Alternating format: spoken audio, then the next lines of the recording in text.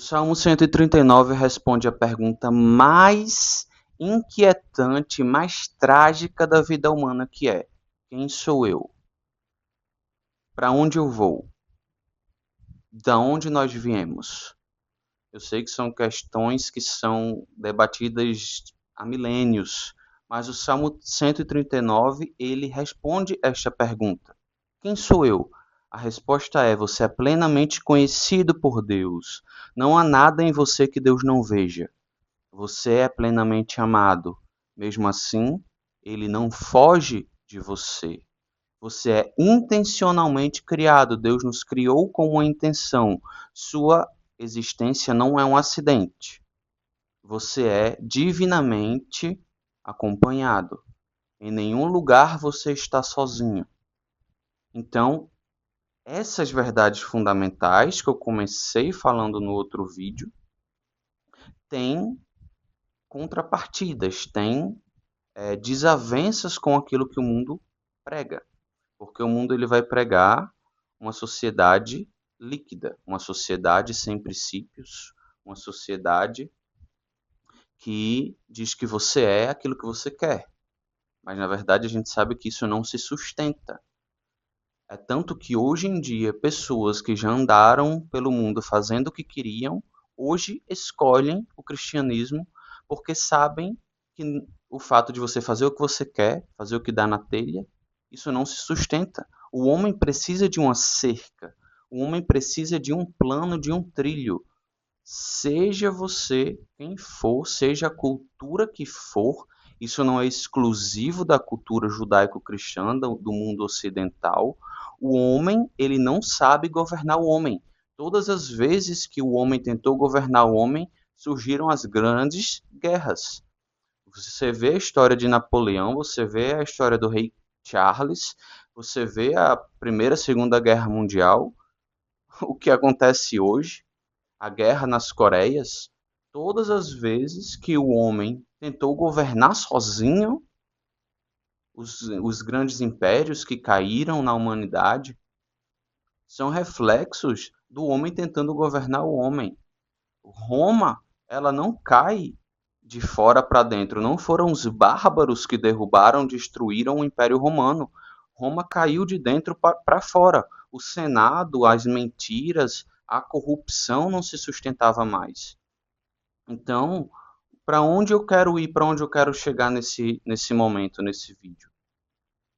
O Salmo 139 ele é perfeito para a resposta e para o ponto que é identidade e vida cristã. Porque, em contrapartida, como eu falei, sempre vai ter algum tipo de luta, não necessariamente física, mas uma luta intelectual.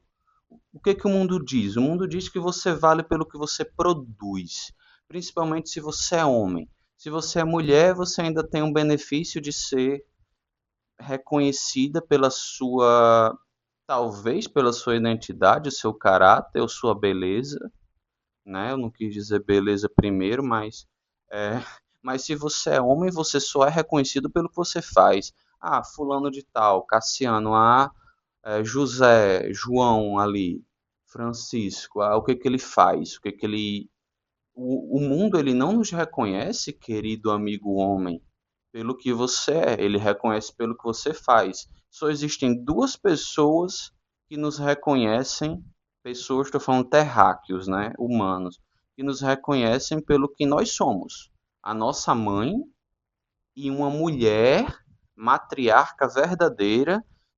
Deus abençoe que você encontre o que você tem encontrado, porque fora isso, você só vai ser reconhecido pelo que você faz, e eu sofri muito quando eu entendi isso na minha vida.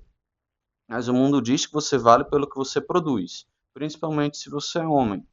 E o Salmo 139 e a Bíblia diz que você foi tecido por Deus cuidadosamente antes de produzir qualquer coisa. Então Deus ele te ama antes de você fazer qualquer coisa. Deus ele é o único que te ama incondicionalmente, pode ser que nem sua mãe te ama incondicionalmente, mas Deus te ama pelo que você é. Bote isso na sua cabeça, internalize. Pode ser que você esteja tendo crise de fé. Pode ser que você não seja cristão, não sei a situação de vida que você está. Pode ser que você seja um cristão maduro, mas a verdade não vai mudar. Pode ser que você odeie o cristianismo, eu não sei porque você está me assistindo.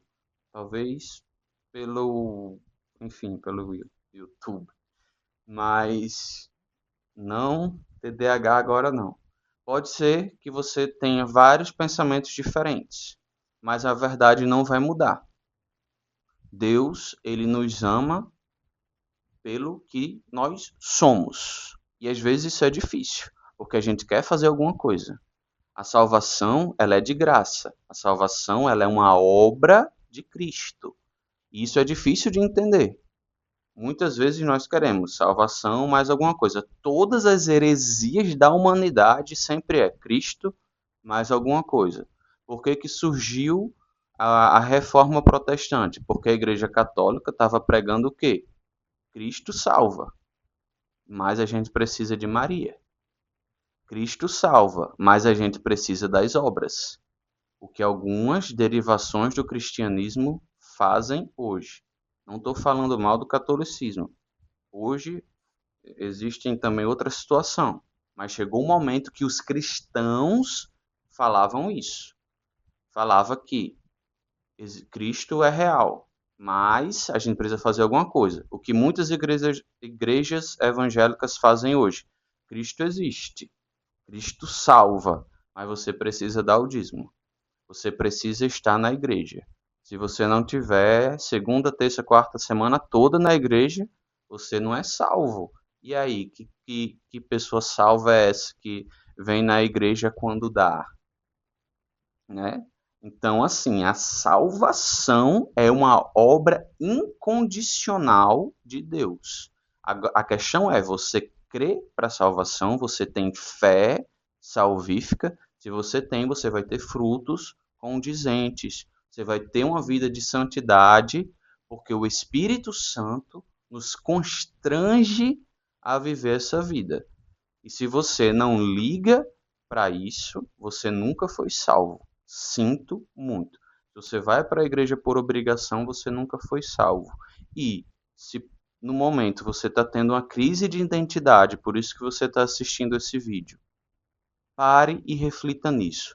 Mesmo que você nunca tenha sido amado ou se sentido amado, existe um Deus eterno que sabe de todas as coisas, que é todo-poderoso, que te amou desde a eternidade, deu seu Filho unigênito, para que todo aquele que nele creia não pereça, mas tenha vida eterna. E se você acreditar que Jesus morreu pelos seus pecados e no terceiro dia ele ressuscitou, você será salvo e você é salvo no tempo que se chama hoje. O que que o mundo diz? Que você precisa ser visto para ter o seu valor. Na Bíblia fala que você já é completamente visto por Deus. Isso é interessante, porque não há nada que a gente faça que vai nos fazer ser mais amados por Deus. Deus, ele nos ama incondicionalmente hoje, ele nos amou incondicionalmente ontem, ele nos amou incondicionalmente no dia que Jesus morreu. Naquela sexta-feira sangrenta, na caveira, na Gólgota, no Calvário, ali Deus nos amou incondicionalmente, ele sempre vai nos amar. Então, o que que nós vamos fazer para ter uma vida que agrade a Deus? Este é o questionamento que nós devemos fazer, sabendo quem somos, sabendo quem Deus é, o que ele fez por nós. Essa é a mensagem do Evangelho. Terceiro ponto, você precisa se comparar para saber onde está. Isso é o que o mundo fala. Você precisa se comparar com alguém. Você precisa fazer um curso, você precisa fazer uma faculdade. Ah, você fez um curso, mas você não produziu nada, você está vivendo a independência dos pais ainda, você não tem um carro. O mundo fala isso. Você precisa se comparar. Isso é uma visão do consumismo. Nem é toda a visão filosófica humana que fala isso, né, sobre o comprar, o ter, mas o capitalismo, O mundo ocidental pensa muito isso. Se você não tem nada, você não é nada. Mas a Bíblia fala, Deus já escreveu todos os dias da nossa vida antes deles existirem. Então você não precisa comparar, você não precisa comprar algo para Deus te amar. Ele já conhece você e já escreveu a sua vida já é conhecida por Deus e eu acredito. Por isso que eu mencionei isso. Esse é um dos pontos em que a visão secular mais vai contra a visão do mundo cristã, o cristianismo bíblico, e esse é um dos pontos em que mais existe erro entre as interpretações. E eu não vou debater muito isso aqui. E o que é mais trágico e o que causa a maior parte das doenças mentais, você precisa de aprovação. As redes sociais nos colocam numa vitrine, nos colocam num, sei lá, num púlpito mesmo, que você está ali exposto a alguém. A igreja, tem muitas igrejas por aí, meu Deus, que julgam mais do que os juízes que estudaram para ser juízes e conhecerem as leis. Tem muita gente por aí que não pode começar a vai para a igreja, começa a melhorar um pouquinho de vida, já começa a apontar o dedo para o outro. Você não precisa de aprovação. Se você é uma pessoa julgadora, mude isso na sua vida. Porque Jesus, em uma vez, falou uma parábola. Existiam dois homens, um mestre da lei e um publicano. Ou samaritano, não lembro agora, mas de toda forma era visto como ralé ou indigentes para o judeu. O mestre da lei era a cereja do bolo. O publicano ali era o tapete que era usado embaixo da mesa do bolo. Então, Jesus fala, o que eles estavam orando? O mestre da lei, ou fariseu, estava falando: Meu Deus, obrigado, porque eu não sou igual esse publicano, porque eu sou filho de Abraão, porque eu nasci assim e tal. E o que o publicano estava orando? Ele olhava, ele nem sequer tinha coragem de olhar para o céu. As pessoas na época tinham mais esse costume, né? Hoje nós fechamos os olhos. Na época as pessoas olhavam muito para cima, para o céu para orar. Ele nem tinha coragem de olhar para o céu. Ele baixava a cabeça, chorava e batia no peito. Meu Deus, me perdoa, porque eu sei que eu sou pecador.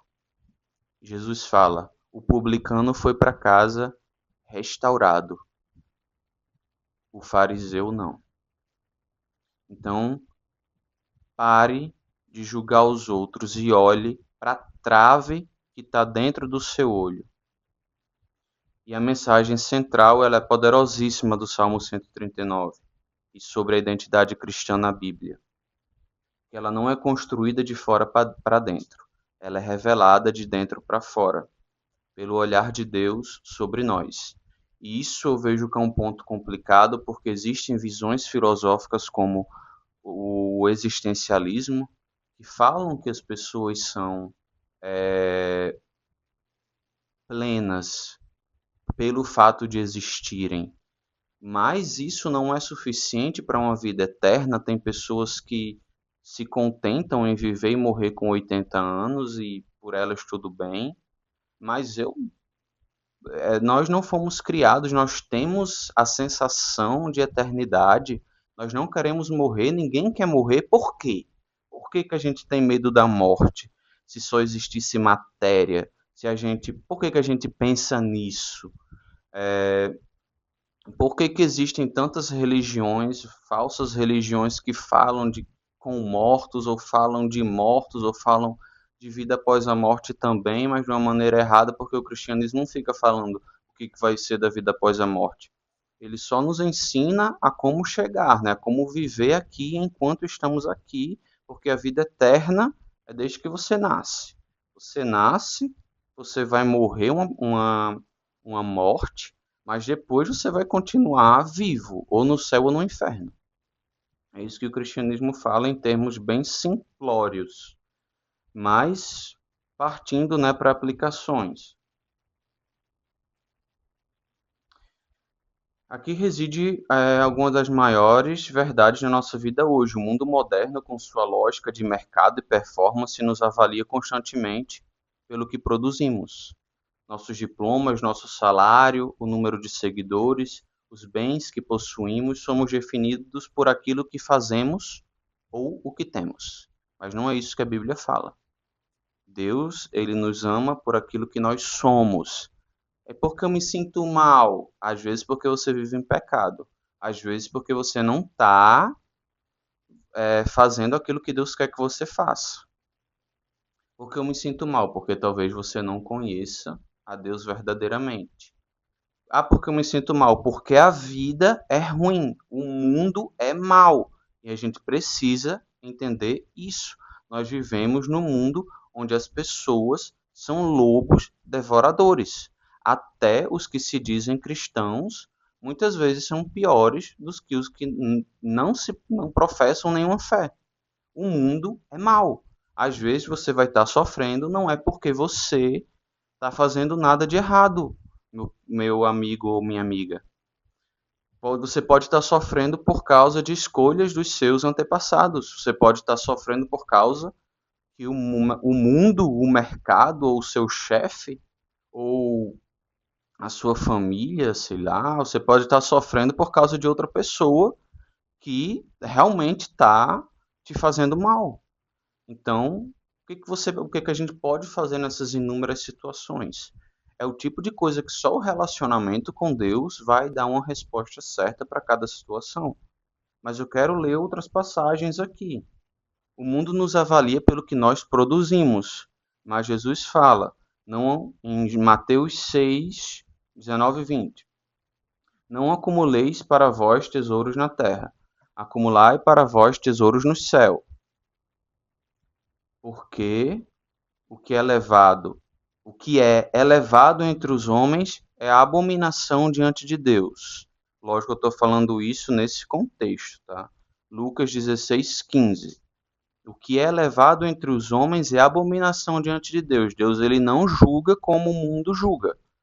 Pode ser que seja uma pessoa que sempre foi pobre financeiramente, nunca comprou um carro, nunca foi reconhecida, nunca pegou um microfone na igreja, nunca é, era aquela pessoa que talvez, vamos dizer, um mendigo, ou uma pessoa que nunca teve analfabeta, que nunca teve estrutura, nunca teve um pai ou uma mãe que dissesse eu te amo, nunca teve ninguém, mas essa pessoa, ela é grande aos olhos de Deus, pelo coração que ela tem.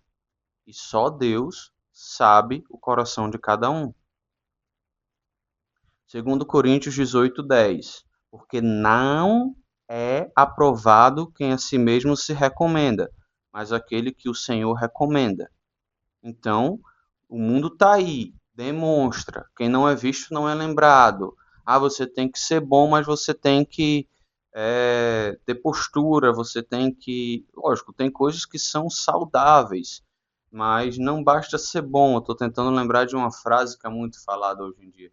Não basta ser bom, tem que ser visto, por exemplo. Cara, você não precisa estar pagando publicidade o tempo todo, você não precisa estar no carro de som, colocando o carro de som a sua cara no marketing o tempo todo para Deus te conhecer e isso ser a sua identidade, não. Beleza, você faz isso pelo seu trabalho, com saúde, respeitando as leis, respeitando o próximo é uma coisa, mas dentro do contexto que eu estou falando aqui, de se validar, de se autopromover para ser alguma coisa, eu falo no sentido de identidade. Isso é contrário ao que a Bíblia fala. Você não precisa ficar se autopromovendo. Aquela pessoa, eu tenho que demonstrar acabei de me tornar gerente aqui, sou gerente trainee. Agora eu tenho que demonstrar para o chefe. Isso aí não vem de Deus, porque as pessoas que agem assim, geralmente elas passam por cima dos outros. E isso é algo que é horrível diante de Deus. Então, Jesus ele já sabia disso tudo quando ele fala esses dois versos que eu cito aqui do Evangelho. E aquilo que o mundo exalta não é aquilo que Deus aprova. É tanto que o mundo, quem foi que condenou Jesus à morte? Foi o mundo. Mas Deus, ele nos avalia pelo que somos nele. Ele nos vê como seus filhos amados, feitos de modo especial e admirável. Nossa identidade não é construída por aquilo que conquistamos. Que isso fique bem claro. Nossa identidade não é construída por aquilo que conquistamos, seja título, seja bens, seja o que for, mas por aquilo que ele nos deu ao nos criar. É uma identidade intrínseca, não extrínseca. O verdadeiro cristianismo é a única visão de mundo que fala que nós não podemos fazer nada para conquistar a salvação. Nós não podemos fazer nada para que Deus nos ame mais. E Jesus ainda fala: beleza, depois de vocês tiverem feito tudo o que eu estou ensinando aqui, vocês vão chegar no céu e vão ganhar um crachá de quê? De servo inútil. É a única coisa que Jesus fala, é o único crachá que Jesus fala que você vai ganhar, de servo inútil. Porque Deus não precisa de nós. Em Isaías 40, Deus fala o quê? Eu por acaso preciso que vocês estejam fazendo sacrifícios, matando bois, eu preciso desse sangue aí que vocês estão fazendo. As suas obras para mim são vestes de imundície, são trapos de imundície. Deus não precisa das nossas obras, ele apenas quer estar conosco. E os mandamentos não são para o nosso mal, são para o nosso bem, para que a gente ande com ele. Deus nos avalia pelo que nós somos nele. João 1,12. Mas todos os que o receberam, deu-lhes o direito de serem feitos filhos de Deus.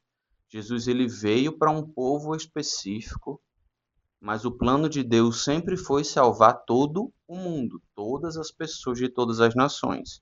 Então, nós temos, nós, Deus nos deu esse poder de ser feito filho de Deus. E é isso o máximo que nós vamos conseguir nessa vida. Seja a ocupação que você tem, seja o cargo que você tem. João 3,1.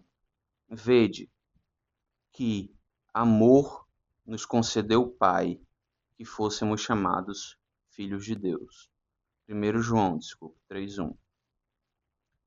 Gálatas 3,26. Porque todos vós sois filhos de Deus pela fé em Cristo Jesus. Gálatas 4,7. Já não és escravo, mas filho, e se filho também, herdeiro de Deus, por meio de Cristo. Nossa identidade não é um diploma, não é uma herança que recebemos.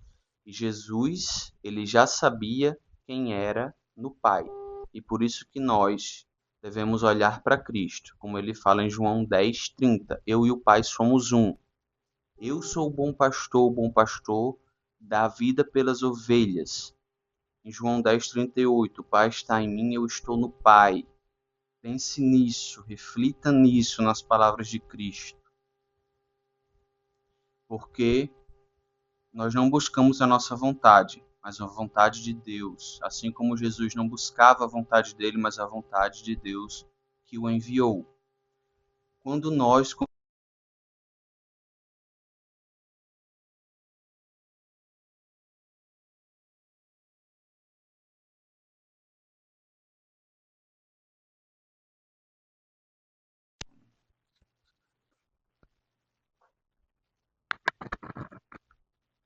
acho que vai dar certo. Espero que sim para finalizar. Então, Voltando. Então, vou fazer um negócio aqui para cortar. Quando nós, como Jesus, sabemos quem somos em Deus, quando compreendemos que somos plenamente conhecidos e amados por Ele, a necessidade de validação externa diminui drasticamente. A comparação perde a sua força e a ansiedade gerada pela busca incessante de aprovação começa a se dissipar. E aí nós começamos a ter paz. Paz em Deus, paz em Cristo. E aí nós vamos poder proclamar o que Paulo fala em Romanos 5. Nós temos paz, verdadeira paz com Deus em Cristo. E a comparação perde a sua força. E nós paramos de nos comparar com outras pessoas, ou com o que o mundo diz que é a vida, ou o que o mundo diz que é felicidade. Felicidade é ter, felicidade é você fazer o que você quer. Mas essa comparação perde a força, porque nós sabemos quem nós somos no Deus eterno. Filipenses 4:7. A paz de Deus, que excede todo o entendimento, guardará os vossos corações e os vossos pensamentos em Cristo Jesus. Filipenses 4:6. Não andeis ansiosos por coisa alguma. Contraponto com aquilo que o mundo fala, que o mundo prega. Novamente, refletir nisso, porque a comparação é devastadora. Não se conhecer é o pior erro que você pode fazer nessa vida.